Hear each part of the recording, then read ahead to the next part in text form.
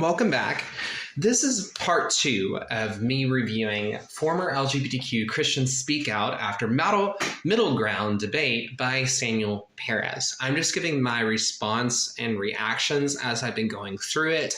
I'm going to continue to dive through it. So if you're curious on this, the whole playlist is on YouTube where you can go and you can look at a few things. Now, about this time, I'm about, let's see, about halfway, kind of. I'm about 40 minutes. And I'm having to stop. I'm going to have to come back to this part and really talk and break down this video. It's becoming difficult for me to listen to it as someone who is not as young as the individuals that are in this. I just want to go over a couple things that I'm noticing. They're really stressing a couple different things about how to become saved. They are also stressing in this video the need to spread the gospel.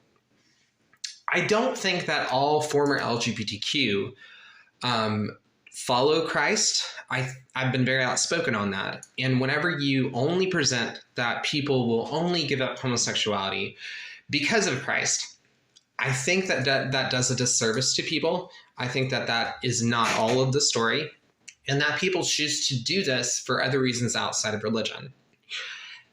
So far, I have not heard them talk about data research. They haven't brought up XK history. They have brought up their personal history. I'm curious if they will later on go to do that. They have not talked about the early church so far. And they haven't talked about gay history. They didn't talk about the effects of, AIDS or other things. And they haven't talked about conversion therapy so far. And they've really been experiential driven. I feel also, just from listening to one of them, Rashad, I believe, he talks about his experience coming to Christ 4 months later, starting a TikTok with 300,000 followers from February 2021 to February 2022, a very quick getting married, suddenly having all of his attractions either disappear or mostly disappear. I'm not sure because I don't follow him specifically. And until the Jubilee video, I didn't actually know anything about him. I have followed Samuel. So if you're Samuel, I'm just giving you my raw reaction to your content that you posted on your YouTube. So that's what you're seeing me do. As someone who is older and has spent a longer time in this kind of arena and has been a gay rights activist. So that's kind of my slant on this, while also having a degree in church ministry. On that note, I just really see a lack of studying from these people in church history and in theology beyond charismatic experientialism, and that it leans towards Gnostic belief systems. Now, I'm not saying they do, but this is, again, I'm just responding to this, which is the reason why I can see that this is part of the charismatic understanding of the battle of homosexuality and lifestyle and sin. They make a lot of statements of preaching, and they are all young in the faith. They make concepts of prayer warriors, and this is specifically coming from Rashad, and about confession and breakthrough and a spiritual experience in the spiritual realm, and they talk about Rashad talks about an all-in situation. Give up apps, give up lube, give up condoms, give up everything, or you're just not all in. This is a part that I disagree with, and here's the reason why. Not everybody has that strength or tenacity or mental fortitude or are ready, and some people take time to go through any process. If they are addicted to sex or addicted to drugs or addicted to the lifestyle or the praise or whatever, sometimes people need time to go through those things. And a person like me, who is talking about what that looks like currently on my TikToks and on the things that I produce, I think it really is disheartening to project that way of approaching it. They make the statement that everybody's journey is different, But when someone has a different journey, they really shame it in a way. And that's just my response. I don't think that's very kind to do to people like me. I think it's very biased and it's not understanding. And so what has been presented so far, and I'm at minute marker 44.22, is that a lot of the stuff that is talked about so far is really a lack of knowledge in general about studies or about information. I haven't heard a lot of that presented. And so far, it's just really naive. I'm not really getting a sense of understanding that these people are very knowledgeable, or that, at least for Rashad, that he has spent time studying theology or studying the history of the church or the scriptures. I think he's been really blown up. And what I'm really concerned with is what happens in 5 years. What if he's not able to maintain that level of commitment or other things going on? And that's just my concern as someone that has seen other people make very similar statements in other areas. I've seen marriages fall apart. I've seen all sorts of things happen because of the same type of claims that this person is making, and the way that they are approaching this.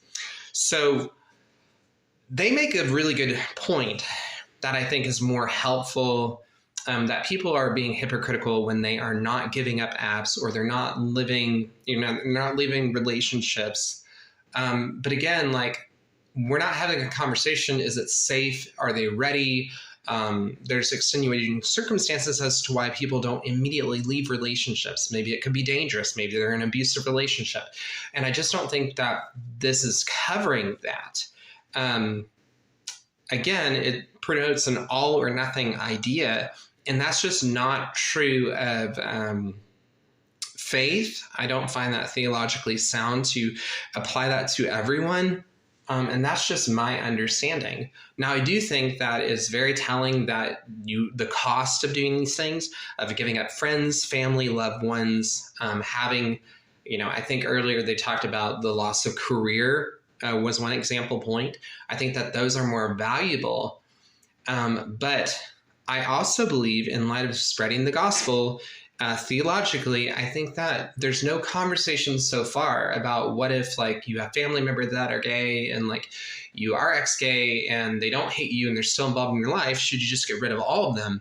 And based on what I'm seeing, the notion would be like, yes, just run for the hills and get rid of everybody. And that's just what's coming across from what I'm hearing, mostly from Rashad, who has been talking quite a bit about this personal testimony. They talk about one point where they said, until I felt deliverance. Was it deliverance, or was it you were able to practice the theological aspect of just meditation and prayer, and you gained self-control of your own faculties? And it wasn't a spirit. It was just you having mastery of yourself because you entered a state of meditation that Peter did, or other places of meditation. So these people don't have a lot of commentation. As someone who has been involved in the prayer movement, and I have a background in writing about Jewish prayers and other things that I'm posting openly, and into Messianic tradition and so much more, I feel that this falls short in other areas of Christendom experience in light of what they are bringing. I don't think it's well balanced. I think it's very one-sided.